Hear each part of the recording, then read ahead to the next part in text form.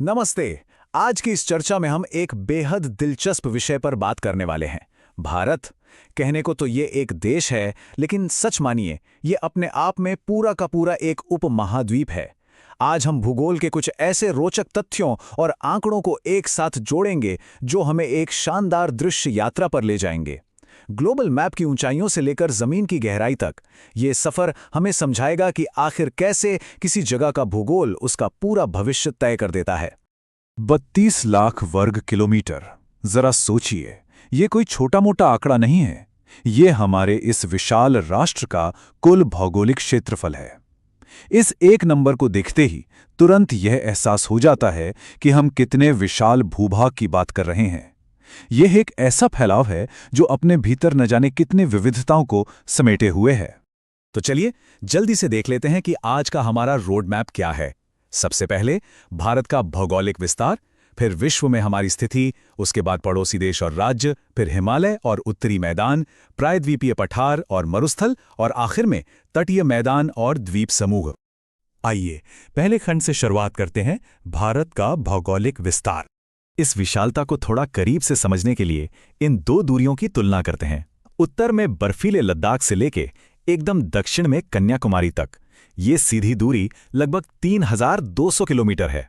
और अगर पूर्व में अरुणाचल प्रदेश से लेके पश्चिम में गुजरात के कच्छ तक की बात करें तो ये विस्तार भी करीब 2900 किलोमीटर है। सच में ये सोचकर ही हैरानी होती है कि इतनी लंबी दूरियों और बिल्कुल अलग अलग मौसमों के बीच 120 करोड़ से भी ज्यादा की आबादी एक साथ एक ही देश में रहती है ना कमाल की बात। अब आगे बढ़ते हैं दूसरे खंड की ओर, विश्व में भारत की स्थिति। अगर हम ग्लोब पर नजर डालें तो हमारा देश पूरी तरह से उत्तरी गोलार्ध में आता है। लेकिन इन भौगोलिक निर्देशांकों में जो सबसे मजेदार बात है वो है कर्क रेखा। 23.5 डिग्री 30 मिनट उत्तर की ये लाइन देश के लगभग बिल्कुल बीचों बीच से गुजरती है। और ये कोई आम लकीर नहीं है, ये असल में देश को दो अलग अलग तरह के मौसम वाले हिस्सों में बांट देती है, जिसका सीधा असर यहाँ की खेती, रहन सहन और पूरी जीवन शैली पर पड़ता है। अच्छा, अब एक बेहद दिलचस्प सवाल। क्या कभी इस बात पर ध्यान गया है कि अरुणाचल प्रदेश में गुजरात के मुकाबले सूरज पूरे 2 घंटे पहले क्यों उग जाता है? मतलब एक ही देश और 2 घंटे का फर्क। इसका सीधा सा कारण है हमारा विशाल 29 डिग्री का देशांतरीय फैलाव। चूंकि पृथ्वी अपनी धुरी पर घूम रही है तो पूरब से पश्चिम तक की इतनी बड़ी दूरी की वजह से वास्तविक समय पर इतना बड़ा असर पड़ जाता है। अब सवाल ये है कि इस समय के अंतर को कैसे संभाला जाए। इसके लिए एक बड़ा ही स्मार्ट समाधान निकाला गया।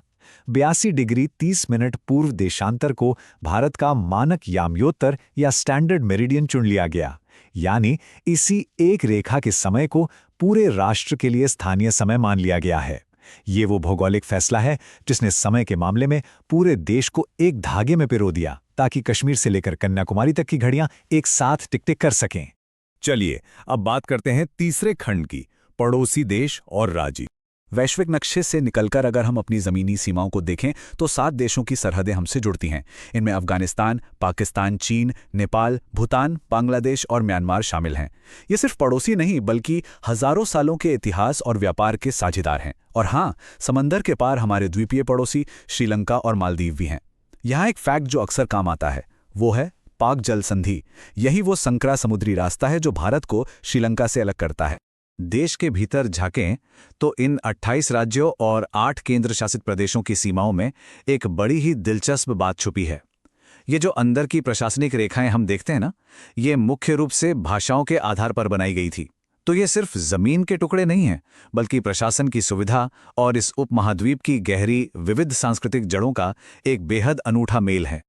अब रुक करते हैं चौथे खंड का, हिमालय और उत्तरी मैदान। अगर हम राजनीतिक सीमाओं को थोड़ी देर के लिए भूल जाएं तो विशुद्ध भौतिक भूगोल सामने आता है। ये एक ऐसा नज़ारा है जो अपनी बनावट में अविश्वसनीय रूप से अलग है। पहाड़, पठार और नदियों का ये विस्तृत जाल हमें आगे आने वाले भूगोल को समझने के लिए एकदम सही और स्पष्ट संदर्भ देता है। शुरुआत एकदम उत्तर से करते हैं। हिमालय की इस पूरी जटिल व्यवस्था को हम बहुत आसानी से 3 समानांतर श्रृंखलाओं में बांट सकते हैं। सबसे ऊपर है हिमाद्री या वृहद हिमालय, जहां दुनिया के सबसे ऊंचे बर्फ से ढके शिखर मौजूद हैं। उसके ठीक नीचे आता है मध्य हिमालय, जिसे हिमाचल भी कहते हैं, जहां के खूबसूरत हिल स्टेशंस लोगों को बहुत पसंद आते हैं। और सबसे आखिर में दक्षिण की ओर शिवालिक श्रृंखला है, जो सीधे मैदानी इलाकों से जाकर मिल जाती है। इन विशाल पहाड़ों के ठीक नीचे हमारे उत्तरी मैदान फैले हैं। इनके बनने की प्रक्रिया बड़ी ही चमत्कारिक है। सिंधु, गंगा और ब्रह्मपुत्र जैसी महान नदियां जब पहाड़ों से बहकर आती हैं तो अपने साथ ढेर सारी अत्यंत उपजाऊ जलोढ़ मिट्टी लेकर आती हैं और उसे इन इलाकों में बिछा देती हैं। यही सटीक कारण है कि इन समतल मैदानों में खेती इतनी शानदार होती है और देश की सबसे ज्यादा आबादी भी इन्हीं इलाकों में बसती है। आखिर जीवन हमेशा पानी और उपजाऊ मिट्टी के ही तो इर्द गिर्द पनपता है। आगे बढ़ते हैं 5वें खंड की तरफ, प्रायद्वीपीय पठार और मरुस्थल। मैदानों से दक्षिण की ओर बढ़ते हुए एक विशाल तिकोने आकार का पठारी क्षेत्र आता है, लेकिन उसे समझने से पहले इस शब्द को समझना जरूरी है।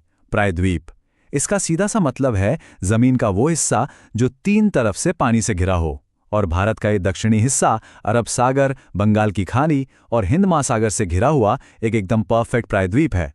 इस खनिज से भरपूर पठार के दोनों किनारों की बनावट की तुलना करना भी बहुत दिलचस्प है।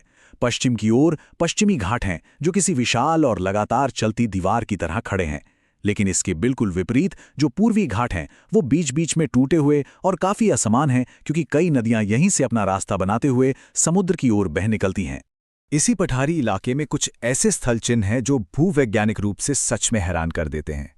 अरावली की पहाड़ियां सिर्फ एक आम श्रृंखला नहीं है, ये पूरी दुनिया की सबसे पुरानी पर्वत श्रृंखलाओं में से एक हैं। सोचिए, ये लाखों सालों के बदलाव की गवाह हैं।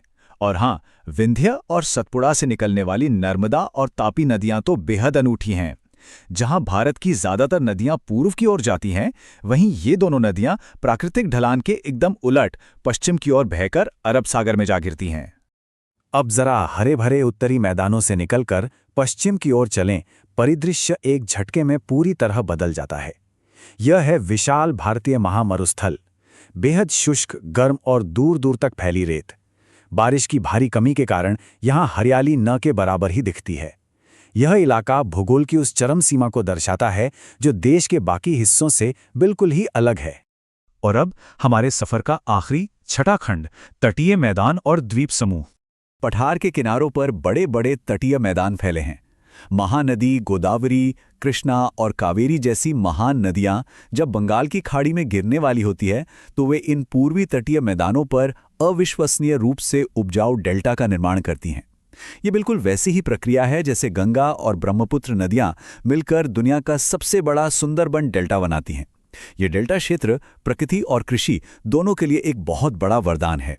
मुख्य भूमि से बहुत दूर समंदर की गहराइयों में हमारे अनूठे द्वीप समूह बसे हैं। अरब सागर में स्थित लक्षद्वीप कोई आम जमीन का टुकड़ा नहीं है।